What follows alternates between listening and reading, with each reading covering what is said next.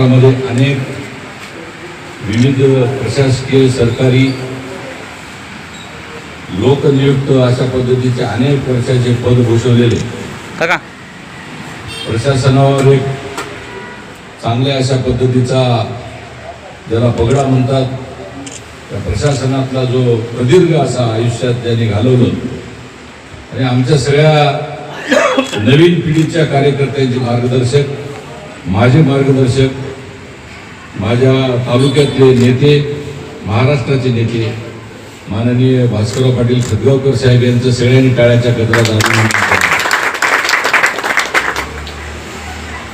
खरं तर दादांच्या जीवनावरचा जर आलेख पाहायला गेला तर तुम्ही कोणी जेवढा अभ्यास केला असेल तेवढा सगळ्यात जास्त अभ्यास मी दादाचा केलेला आहे. कारण मी जसा MBBS होऊन आलो बाहेर त्यांनी मला दिले लग्नाच्या वेळेस स्टेथोस्कोप दिला, तपासाचे यंत्र दिलं, हृदय तपासायची मशीन दिली. कोळीकर साहेबांनी हे आदल्या दिवशी आले दादा आणि लेकरू चांगल्या गुणाचा आहे, डॉक्टरकीमध्ये राहावं, डॉक्टरकी वगैरे करावं.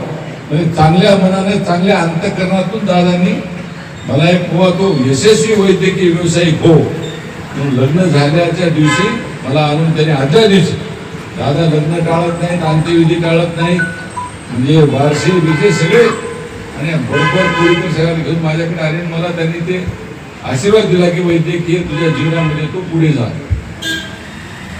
परंतु दादांना हळूहळू लक्षात येत राहिले की बाळाचे पाय पाळण्यात दिसतात म्हणून ते मला वाया गेलेलं लेकरू. तसे ते वडीलकीचा अधिकार आहे. माझे वडील तेच म्हणायचे आणि तेही तेच म्हणतात. लक्ष्मणरावजी शेतात गेले की आमचे वडील त्यांना म्हणतात ते वाया गेलं म्हणले. MBBS झालं, MD झालं, मला MD गोल्ड मेडल होतं दादा, ते म्हणजे वाया गेलेलं. आणि आज पण मला तुमच्यामध्ये मला वडिलांची छवी दिसली त्याबद्दल मी अंतःकरणातून तुमच्या आभारी आहे. आणि ज्या अंतःकरणातून तुम्ही मला बोलवलं राज्यसभा खासदार झाल्याच्या नंतर मनस्वी आनंद झाला. खरं तर परमेश्वर तुम्हाला उदंड आयुष्य देव, परमेश्वर तुम्हाला नेहमी सुख समृद्धी भरभराटी देव. आणि दादा अध्यात्म नावाची एक गोष्ट अशी आहे ती माणसाला आयुष्यभरासाठी जिवंत ठेवते आणि चांगले कामं करून घेते. अध्यात्माच्या पाठीमागे विज्ञान आहे आणि मला असं वाटतं की तुम्ही उच्च विद्याभूषित पण आहात, अध्यात्माची कास पण धरलेली आहे आणि राजकारणाच्या पायऱ्या देखील बरोबर या पद्धतीने चढत आलेल्या आहेत. आणि तुमचं विशेष गुण असा आहे की तुम्ही ज्या ज्या काही गोष्टी आज मला मागितल्या त्या कुठल्याही पॉलिटिकल गोष्टी नाही. आज तुम्ही ज्या गोष्टी मागितल्या त्या धर्म क्षेत्राशी संबंधित आहेत, धार्मिक क्षेत्राशी संबंधित आहेत, आमच्या मठ मंदिराशी संबंधित आहेत आणि अध्यात्माशी निगडीत आहेत. त्याबद्दल देखील मी तुमचं मनापासून अभिनंदन करतो. दादा तुम्हाला सांगायला मला अतिशय आनंद होतो की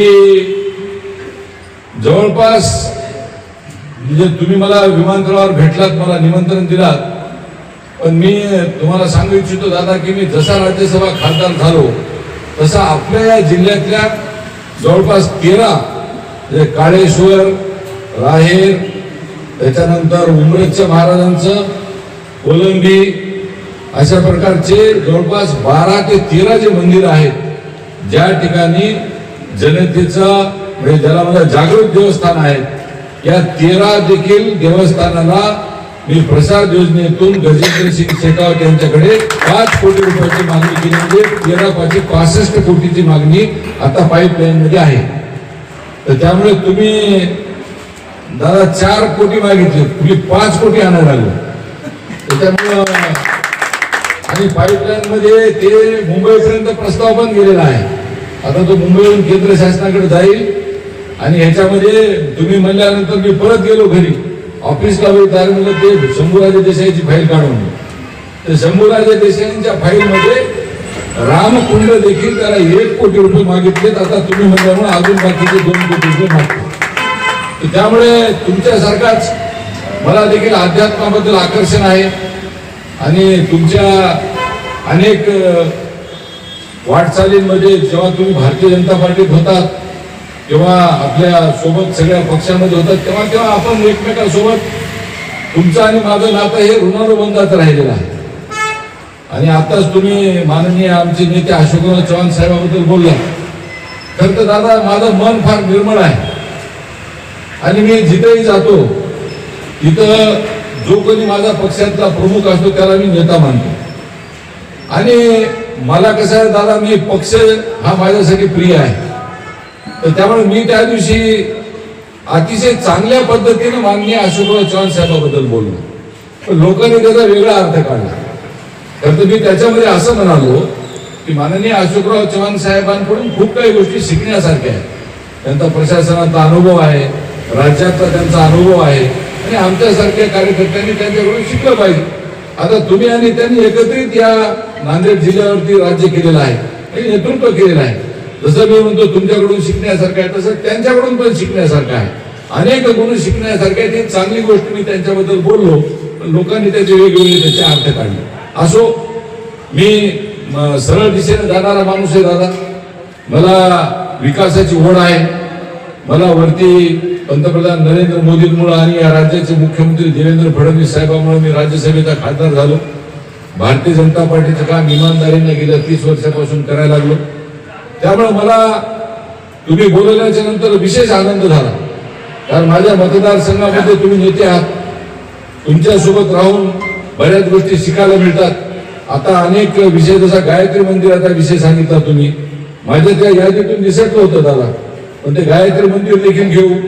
इथं माझ्यासोबत सचिन उमरेकर आहेत, लक्ष्मणराव ठक्करवाड आहेत, बालाजीराव बच्चेवर आहेत. आम्ही सगळे नव्या पिढीचे पोरं आहोत.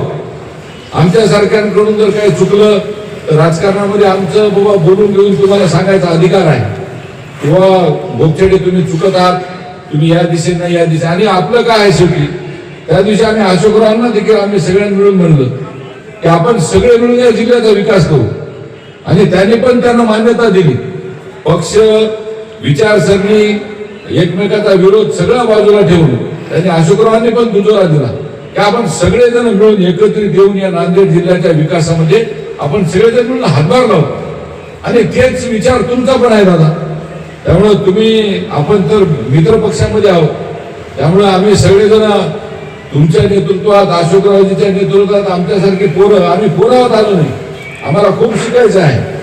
त्यामुळे आमचं असं मत आहे की तुम्ही आम्हाला सांगा आमच्याकडून जे काय आता मला 6 वर्षाची खासदारकी आहे जे जे काही कामं दादा आमच्याकडून करून घेता येतील irrespective of caste and religion आणि इरेस्पेक्टिव्ह ऑफ पार्टी ऑल्सो आणि इरेस्पेक्टिव्ह ऑफ पॉलिटिक्स. म्हणजे मी जिथं विकास असेल तिथं राजनीती नसणार, जिथं विकास असेल तिथं पक्ष नसणार, जिथं विकास असेल तिथं कोणतीही जात आपण त्याला प्राधान्य देणार नाही, धर्मालाही प्राधान्य देणार नाही. कारण सगळेजण आपण सुखासुखी समाधानानं नांदतो. पण त्यामुळे तुमचा अधिकार माझ्यावरती आहे. तुम्ही मला सांगा आपल्या कंदकुर्तीचा जो रस्ता आहे त्याच्या माध्यमातून आपल्या भागाचा खूप मोठा विकास होणार आहे. आपणही जनतेच्या प्रबोधनासाठी आपणही मला मदत करावी. कारण बऱ्याच ठिकाणी अडीअडचणी येणार आहेत. जनतेचं मत देखील घेतलं जाणार आहे. मी माननीय गडकरी साहेबांना हे पण विनंती केलेली आहे की साहेब ते गावातून पूल गेलं तर त्या ठिकाणच्या धंद्याला त्रास होतो. तर त्याच्यासाठी काहीतरी मार्ग नवीन टेक्निक त्यांनी काहीतरी ते काढलेलं आहे.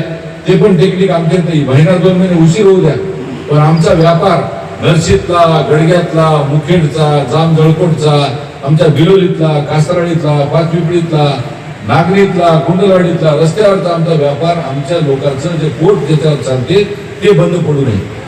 त्याच्या माध्यमातून म्हणजे विकासही व्हावा आणि आमच्या व्यापाऱ्यांनाही त्रास होऊ नये अशा पद्धतीने पण त्यांना मी विनंती केलेली आहे. दुसरे आपलं सगळी आदमपूर तुम्ही मला म्हणलात तो पण दादा तुमच्या आशीर्वादानं तो मान्य झालेला आहे. त्याचंही काम आता बहुतेक गतीने तो पुढे येणार आहे. त्यामुळे त्याच्या पाठीमागे तर तुमचाच सिंहाचा वाटा आहे आणि तुम्हीच ते गडकरी साहेबांना भेटून मला वाटतं तुम्ही आणि प्रतापराव असं काहीतरी का तुम्हीच करून आणलेला आहे. सगळीचा आदमपूर ते मान्य प्रमोद देशमुखांपेक्षा तुम्ही ते स्वतः पुढाकार घेतला होता आणि तुम्ही तो रस्ता मंजूर करून आणला. त्यामुळे आपल्या भागामध्ये दादा तुम्ही जे जे काही विकासाचे प्रश्न आणता माझ्या डोक्यामध्ये दादा भविष्यामध्ये पानंद रस्त्याचा विषय आहे. माझ्या डोक्यामध्ये आपल्याला इकडून मांजरा इकडून गोदावरी आपल्याला चौचौकडून घेरल्यामुळं आपल्या अनेक ठिकाणचे रस्ते पूल वाहून जातात। तर भविष्यात मजबूत अशा पद्धतीचे पूल बांधणे, मजबूत अशा पद्धतीचे CRF मधून रस्ते आणणे आणि आपल्या भागामध्ये पाणंद रस्ते चांगले आणणे आणि त्याच्यासोबतच जोडून मला असं विनंती करायची दादा की आपल्या भागामध्ये तुम्ही काही प्रश्न मला थोड्या वेळापूर्वी सांगितला, रोजगाराचा विषय आहे।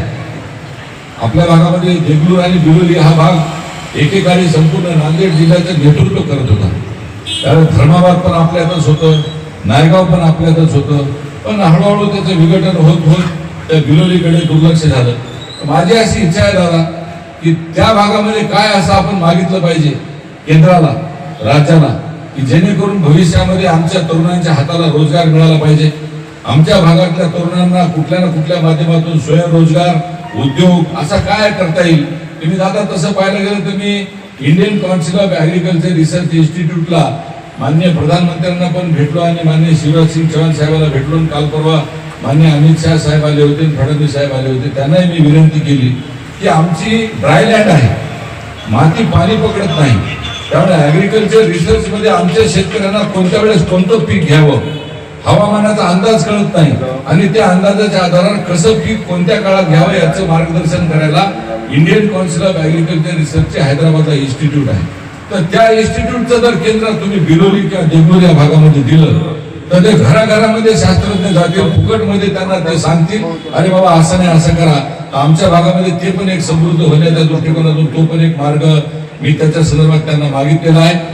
मी तसं पाहिलं तर अनेक मागण्या केल्या आहेत दादा। आता ते पाईपलाईन मध्ये येणं, त्याचा पाठपुरावा करणं आणि आल्याच्या नंतर त्याचा फॉलोअप घेणं, ह्या सगळ्या गोष्टी मी स्वतः करायला लागलो।